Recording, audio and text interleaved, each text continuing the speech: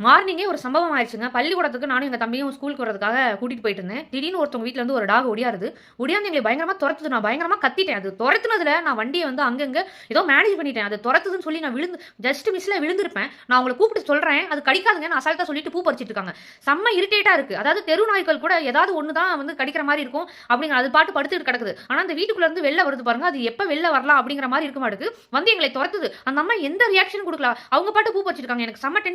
அது கடிச்சிருந்துச்சுன்னா நான் வந்து பாதிக்கப்பட்டிருப்பேன். அது கடிக்காம என்னை துரத்துனதுனால நான் இன்னும் ஜஸ்ட் மிஸ் டிச்சில விழுந்திருப்பேன். ஸோ ட்ரைனேஜ்ல விழுந்திருப்பேன். அந்த அளவுக்கு வந்து அது என்னை துரத்துச்சு. நான் ரொம்ப பயந்துட்டேன். இது மாதிரி தான் ரோட்ல நடந்து போற குழந்தைங்கள புடிச்சு கடிக்குது. இந்த மாதிரி நாய்களுக்கு நெறைய பேருக்கு பிடிக்கும். அது எனக்கு என்ன சொல்றதுன்னு தெரியல. ஆனா நாய்களால தெரு நாய்களால 3,00,000 பேரு கிட்டத்தட்ட 3,00,000 பேர் வந்து லாஸ்ட் இயர் வந்து நாய் கடிச்சிருக்கதா சொல்லியிருக்காங்க. அது நெறைய பேரும் இறந்து போயிருக்காங்க. ஸோ நாய்கள கட்டுப்படுத்தணும் அப்படிங்கிறதுனால நான் கவர்மெண்ட் கிட்ட ஒரு இது வச்சுக்கிறேன். ஒரு கோரிக்கையா வச்சுக்கிறேன். அதே மாதிரி வீட்ல வளர்க்குற நாய்கள்லாம் நீங்க வீட்டுக்குள்ளேயே வச்சிருங்க. வீட்ல விட்டுட்டு அது கடிக்காதுன்னு அசால்ட்டா சொன்னா, அது கடிச்சிருந்தாலும் நான் கொண்டு போய் கீழ விழுந்திருந்தனாலும் எனக்கு யார் பதில் சொல்றது? அந்த அம்மா வந்து இந்த மாதிரி நெறைய பேர் இப்படி தான் இருக்காங்க.